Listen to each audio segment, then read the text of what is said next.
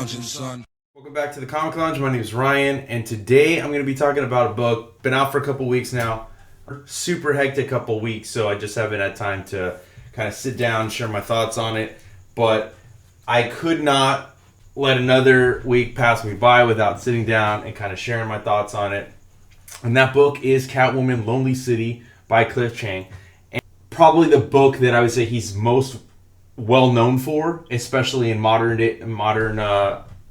in the past few years, would probably be Paper Girls, that he did with Brian K. Vaughan.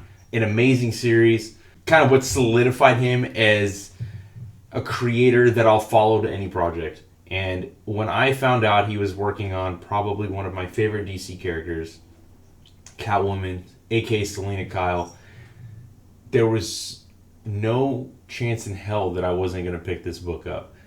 Black Label book, the Prestige Plus format, the oversized book is not something that I love to pick up because I'd almost rather wait for a hardcover because you know it's going to be collected in a hardcover and it doesn't fit in a short box, so you have to buy a magazine box, and sometimes that's frustrating.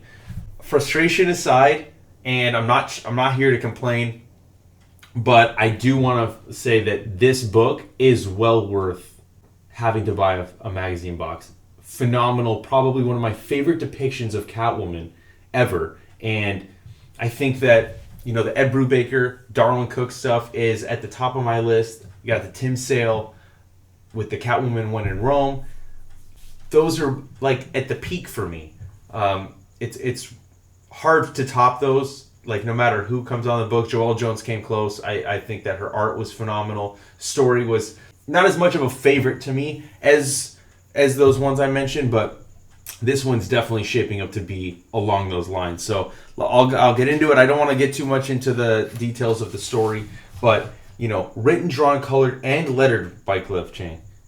Insane. So he does everything. And from the lettering right here to the title and the logo, I mean, just everything about this book is a hit to me. And I can't stop saying enough about it. So we open up, and this is an older Catwoman. She's been in prison, returns to a life of crime, kind of, already. She's already getting back in the mix of things, right? 10 years, she's been gone. Batman's dead. But we have these police officers wearing Batman-like helmets, full-on gear, gas masks, all that stuff. This is not the Gotham that you are used to seeing, but it's awesome. It's really fucking dope. The writing, I don't know if this is Chiang's first writings in comic books, but he does a great job. Gives you a little bit of the backstory, but also doesn't give everything away in this first issue. I think it's interesting. We got Harvey Dent is the mayor. And, you know, we're dealing with the release of Catwoman, both seeing her visually leave, but then also how people are reacting, talking about how she killed Batman. We still don't know all the details, but this is a Selena that has been through some shit. We see her returning to one of her old, you know, apartments, and everything for the most part is as she left it, as she gets in. We have the old different costumes that she's worn in the past, all the different masks. I kind of like that, getting little Easter eggs, even including the ones from like the 60s Batman show with Adam West. She's back. She's trying to stay on the up and ups, but as it always happens with Selena, she always gets pulled back in.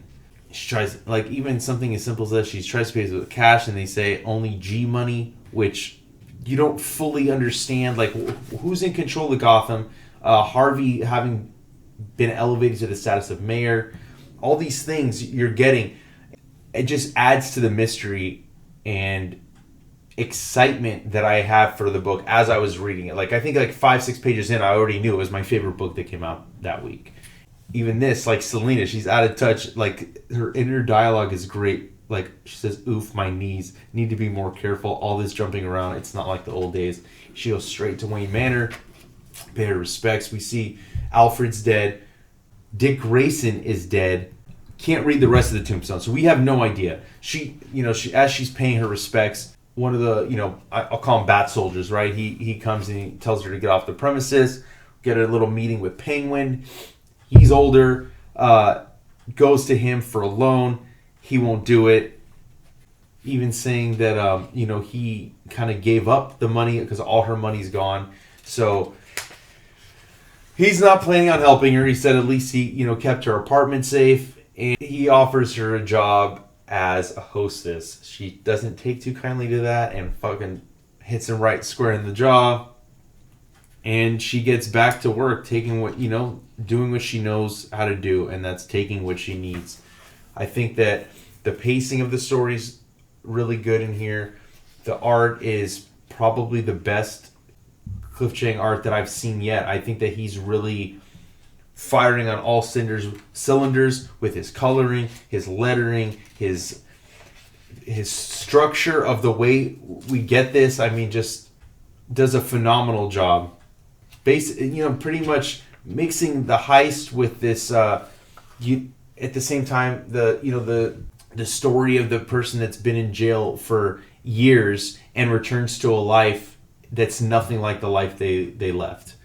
If you're a Catwoman fan, I highly recommend it. If you're a fan of Paper Girls, fan of Cliff Chiang, but you're not a superhero fan, I think you should pick this book up. It is that good and kind of transcends the superhero genre. This is the perfect book for if you're a fan of indie stuff, but not superhero stuff. I think that you could jump in, and this will definitely hit the mark for you. Get Barbara Gordon.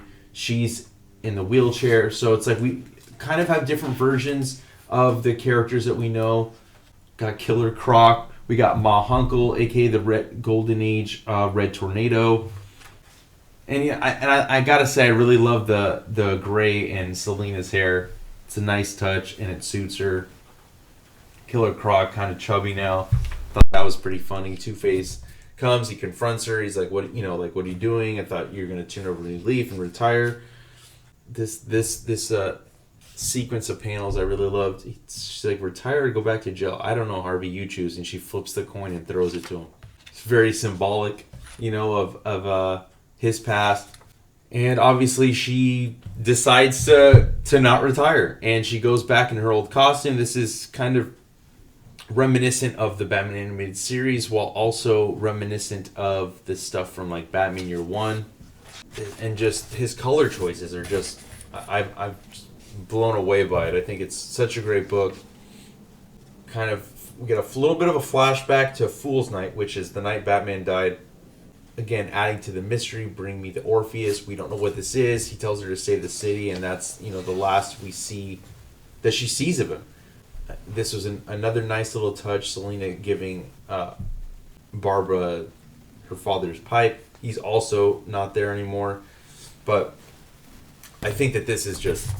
I could have broke down the story more, but I don't want to spoil this at all. I think that this is something you should experience for yourself. And if your local comic shop knows what's up, they'll have a copy of this. If not, it shouldn't be too hard to find online. But that's all I got on this. Make sure you pick up the book. Make sure you follow, and subscribe to the YouTube channel. Follow us on Facebook, Twitter, and Instagram at The Comic Lounge. And hit the bell icon so you're notified every time a new video goes up. And on that note, I'm out.